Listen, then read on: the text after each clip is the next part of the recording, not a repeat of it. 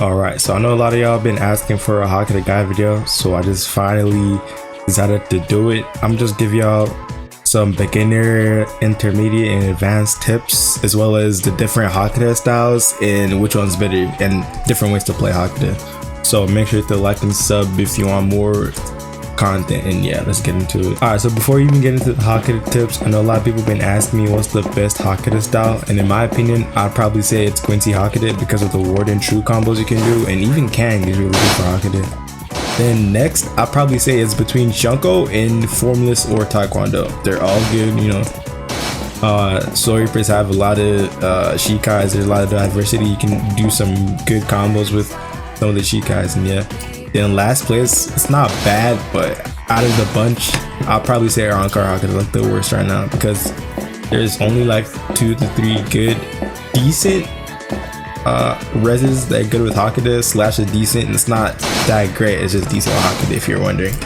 And yeah, so let's just get into the tips. Alright, so for starters, we're gonna talk about the best moves for Hakuda. So if you look at my hotbar, I have Tori's Negation, Demonic Embrace, Catching, Rising, Absolute Defense. I don't need to say a lot, it's still a good iframe move. We have Pulse, Gehenna, Shori, Whirlwind Step, and Grand Interest, which we're gonna get into in a bit. I don't have Spine Rend because I'm sorry for Shunko.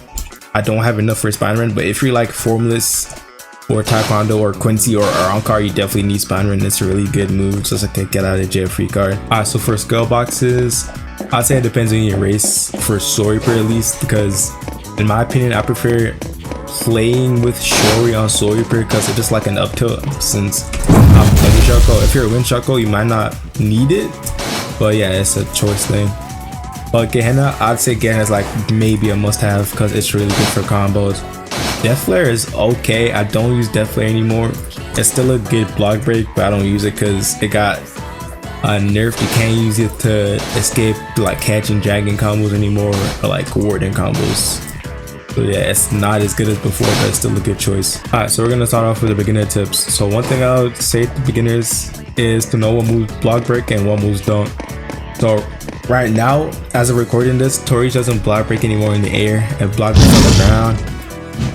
Death Flare still block breaks, Negation still block breaks if you hit him enough, and yeah, that's all I know right now. So you can extend your combos in the air if you know which ones do and don't, because if you block break them with Death Flare, you can possibly like extend the combo by using Rising Shot or Pulse, which maintain air time, and you can hit them with a Negation.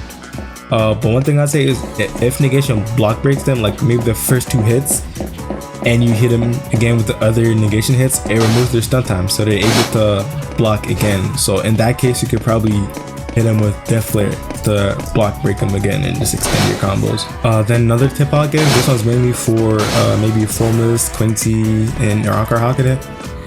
For your Spine Rend, you probably want to use it most times when you up tilt them in the air, because once you up tilt them in the air, that's like the main time they use their counter moves or like hyper armor moves to knock out your Hakuda combos.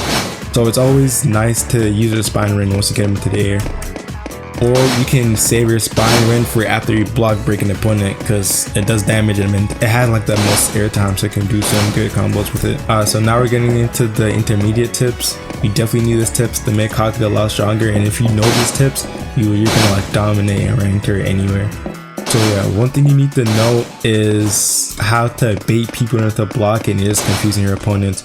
So if you watch my videos, I'm gonna put a clip on screen right now.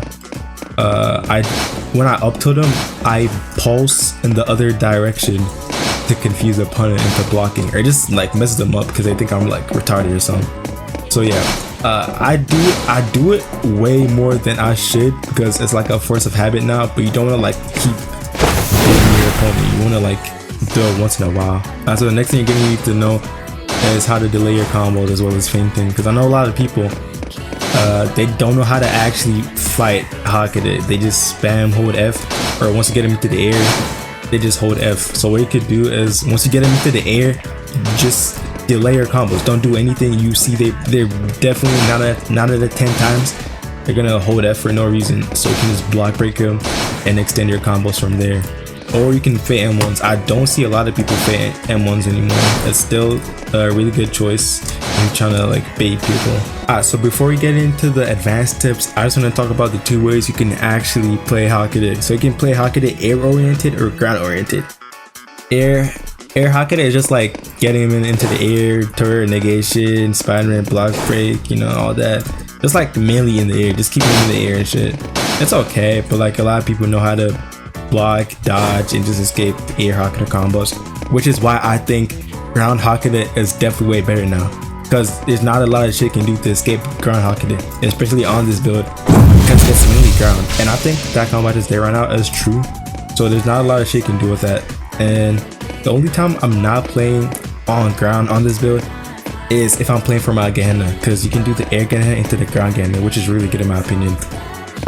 Whirlwind step, ground entrance, all like go to Hakuda moves for ground and air, so you can just go crazy with this. But in my opinion, I'll say ground Hakuda is way better. You should try it. Alright, so now we're into the advanced tips, and one thing I'll say is to know how to abuse air ground entrance on the ground, bro. It's like the best Hakuda move right now. It has good stun, and if you're Quincy Hakuda, there's like a cheese shake you do with Warden, which is basically the Warden crit into grand entrance into catching dragon. I know it's fucking annoying to fight against, but hey, it's like one of the best combos in the game because you cannot avoid that apparently.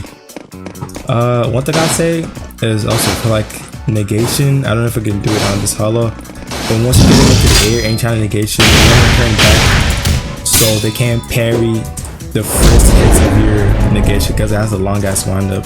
So a lot of people know how to parry negation now, but if you turn around and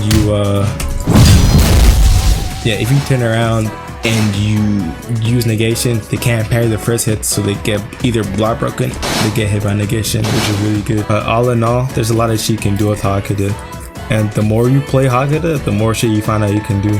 So yeah, make sure to like and sub if you enjoyed the content. The goal is to 1,000 subs. I love the support y'all been showing me, and yeah, I'll see you on the next video. Peace.